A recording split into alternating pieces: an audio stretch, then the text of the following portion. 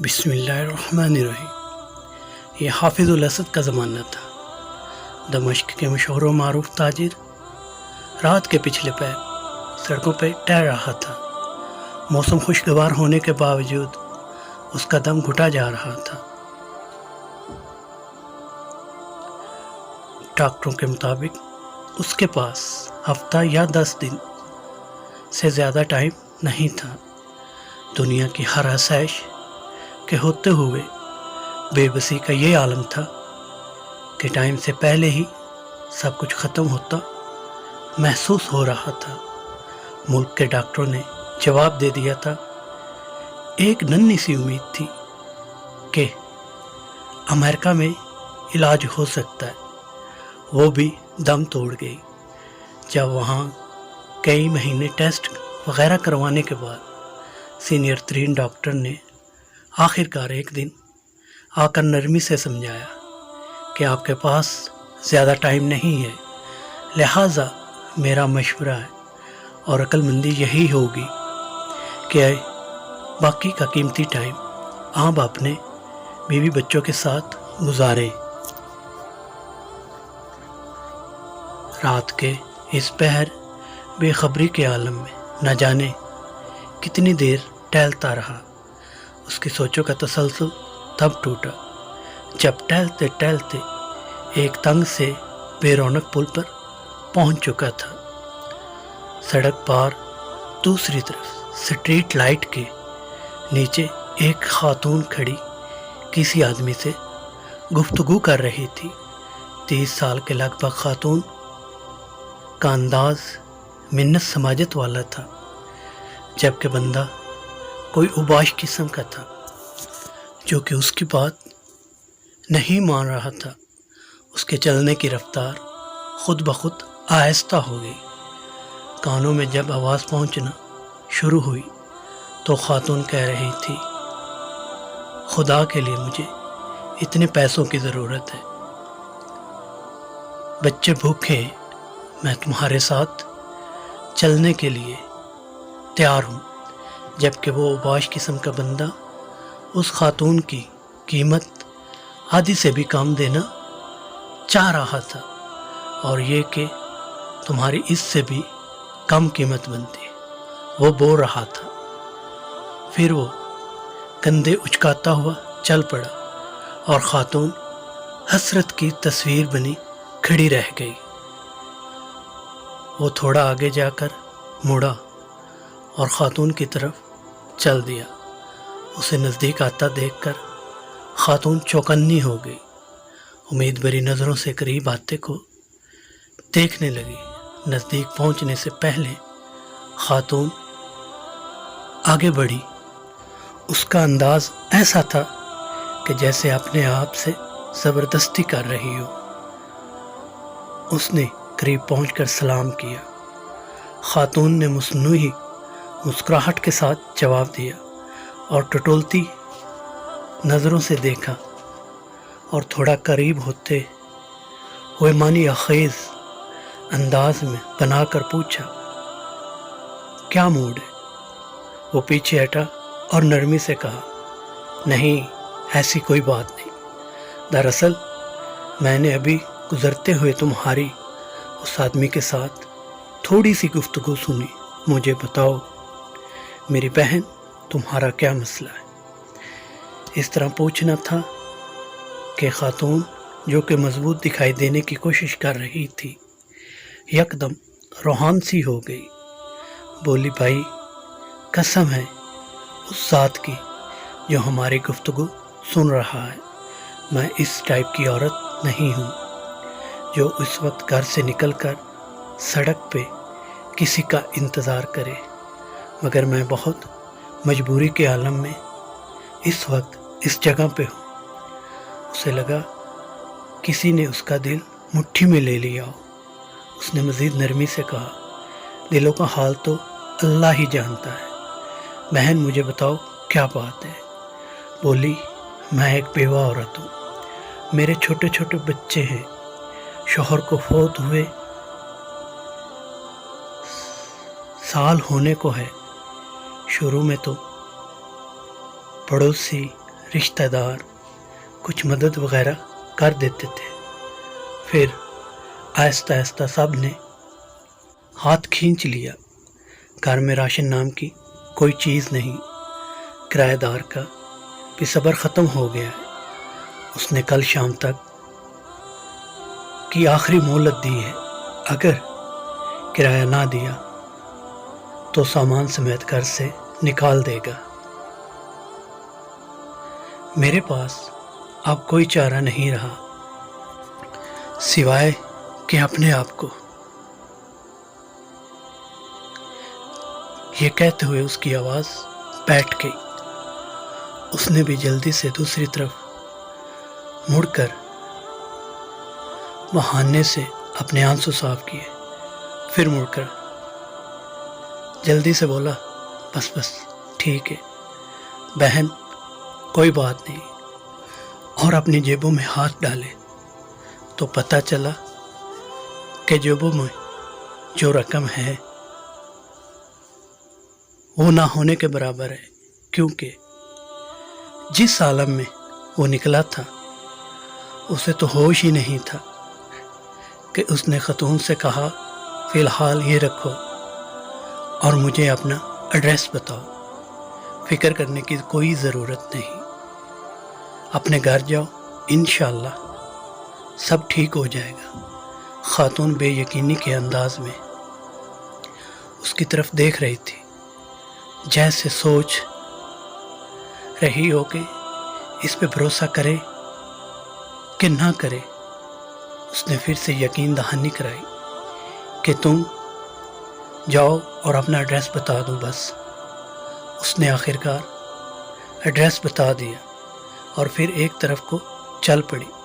تھوڑی دیر تک خاتون کو جاتا دیکھنے کے بعد وہ مڑا اور واپسی کی طرف تیزی سے قدم اٹھانے لگا۔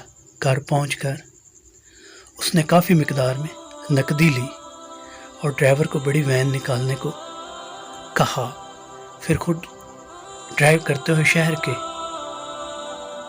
24 گھنٹے کھلے رہنے والے سٹور سے راشن کی بڑی مقدار وین میں بھری اور خاتون کے بتائے ہوئے ایڈریس پہ پہنچ کر سارا راشن اس کے گھر اتارا۔ باقی کی رقم خاتون کو دی اور کہا صبح کرایہ دار سے وہ خود بات کر لے گا اور کرائے کا معاملہ نمٹا دے گا، اور انشاءاللہ ہر مہینے مخصوص رقم آپ تک پہنچا دی جائے گی۔ یہ کہہ کر جلدی سے بنا کچھ کہے سنے واپس مڑ گیا۔ خاتون بت بنی بے یقینی کے عالم میں کھڑی آنسو بھری نگاہوں سے دیکھتی رہ گئی، اور وہ وین سمیت نظروں سے اجل ہو گیا۔ اس کی کیفیت اب کافی بلکہ بہت مختلف تھی۔ اس کے انگ انگ سے خوشی پھوٹ رہی تھی۔ کچھ گھنٹوں پہلے جو اس کی حالت تھی وہ اب یکسر بدل گئی تھی۔ اب اسے ہفتہ 10 دن گزارنے کی جو فکر تھی وہ تھوڑی کم ہو گئی تھی۔ ہفتہ 10 دنوں کا خیال آتے ہی اس نے کاغذ قلم لے کر خاتون کا ایڈریس لکھ کر وصیت لکھی کہ ہر ماہ باقاعدگی سے 4 لوگوں کے معقول سے بڑھ کر خرچے کی رقم اس ایڈریس پہ بھجوائی جائے، اور کاغذ کو لفافے میں بند کر کے تجوری میں رکھ دیا۔ اب اسے لگ رہا تھا کہ اپنے آخری سفر کے لیے وہ تیار ہے، یا تھوڑی بہت تیاری کر لی۔ پھر ہفتہ گزر گیا اور 10 دن گزر گئے، پھر مزید 10 اور پورے 15 دن گزر گئے۔ گھر والوں کے کہنے کے باوجود وہ ہسپتال نہیں گیا، اور پھر پورا 1 مہینہ گزر گیا، اور اگلے مہینے کی رقم بھی اس نے فوراً بھجوا دی۔ پھر ایسے ایک مہینہ کرتے پورا سال گزر گیا، اور وہ معمول کے مطابق رقم بھجواتا رہا۔ پھر 5 سال، پھر 10 سال گزر گئے، اور پھر پورے 20 سال گزر جانے کے بعد ایک رات وہ معمول کے مطابق تہجد کے لیے اٹھا، وضو کر کے تہجد شروع کی اور سجدے میں دعا کرتے کرتے اس کی سانسیں ختم ہو گئی۔ اس جہاں فانی سے سجدے کی حالت میں رخصت ہو گیا۔ یہ سچا واقعہ یہاں ختم نہیں ہوتا، اصل خلاصہ تو اب آنا ہے۔ گھر والے جب صبح اٹھے تو اس کو سجدے کی حالت میں مردہ پایا۔ افسوس کے ساتھ ساتھ گھر والوں کو اس بات کی خوشی سی بھی تھی کہ اچھی اور مبارک موت ہوئی ہے۔ خیر، تکفین و تدفین اور دیگر انتظامات کے بعد اولاد کا تجوری اور وصیت کھولنے کا وقت آیا تو وہ بند لفافہ بھی نکل آیا جو کم از کم 20 سال پہلے کی تاریخ کا ان کے والد کے ہاتھ کا لکھا ہوا تھا، اور اس کا مطلب تھا کہ اس لکھے گئے ایڈریس پہ 20 سال سے رقم دی جاتی رہی ہے۔ لفافہ پڑھنے کے بعد ان کو پتہ چلا کہ والد صاحب کو فوت ہوئے 7 دن ہو گئے ہیں، جو کہ تکفین و تدفین اور رشتہ دار لوگوں کے ملنے ملانے میں نکل گئے ہیں، اور وصیت کے مطابق رقم کی ادائیگی 7 دن لیٹ ہو گئی ہے۔ رقم لے کر وہ لوگ اس ایڈریس پر پہنچے تو دروازہ کھٹکھٹانے پر خاتون باہر آئی، جو کہ اب 50 سے اوپر کی ہو چکی تھی۔ سلام دعا کے بعد تاجر کے بڑے لڑکے نے خاتون سے مؤدب انداز میں کہا کہ ہم آپ کو والد صاحب کی طرف سے جو ماہانہ مخصوص رقم ہے وہ دینے آئے ہیں، اور معذرت چاہتے ہیں کہ رقم کی ادائیگی 7 دن لیٹ ہو گئی۔ وہ اصل میں خاتون جلدی سے بولی، ارے نہیں، کوئی بات نہیں، آپ کے والد صاحب کے ہم پر بہت احسانات ہیں، آپ لوگ میری طرف سے والد صاحب کو بہت بہت شکریہ بولیے گا، اور انہیں بتائیے گا کہ ہم ہمیشہ انہیں دعاؤں میں یاد رکھتے ہیں اور رکھیں گے، اور میری طرف سے آداب کے ساتھ انہیں بتائیے گا کہ اب انہیں رقم بھیجنے کی ضرورت نہیں ہے۔ بیٹا حیرانگی سے بولا، کیوں؟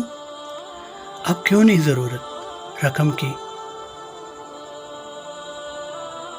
خاتون نے خوشی کے آنسو میں ملی جلی آواز میں جواب دیا، اللہ کے فضل سے مہینہ پہلے میرے بڑے بیٹے کی ملازمت لگی تھی، اور 7 دن پہلے ہی بیٹے کو اس کی پہلی تنخواہ ملی ہے۔ خاتون روانی میں پتہ نہیں کیا کیا بولے جا رہی تھی، جبکہ لڑکوں کے کانوں میں خاتون کا یہی جملہ اٹک کے رہ گیا، 7 دن پہلے ہی میرے بیٹے کو اس کی پہلی تنخواہ ملی ہے، 7 دن پہلے ہی میرے بیٹے کو اس کی پہلی تنخواہ ملی ہے۔ آپ صلی اللہ علیہ وسلم کا فرمان ہے، رازداری میں کیا گیا صدقہ اللہ پاک کے غصے کو بجھاتا ہے۔ تو ناظرین کرام، کیا آپ کو پتہ ہے کہ آپ کا تھوڑا سا بھی صدقہ آپ کی زندگی کو کتنا بڑھا دیتا ہے؟ تو ہم سب کو چاہیے کہ جتنا ہو سکے جو ہمارے آس پاس غریب لوگ ہیں ان کی ہم خدمت کریں، اور دوسرے ہاتھ کو پتہ تک نہ چلے، اسی میں ہی ہم سب کی بھلائی ہے۔ ویڈیو دیکھنے کے لیے شکریہ۔ اگر آپ میرے چینل پر نئے ہیں تو برائے مہربانی میرے چینل کو سبسکرائب کریں، ویڈیو کو لائک کریں، کامنٹس کریں، اور اپنے دوستوں میں شیئر کریں۔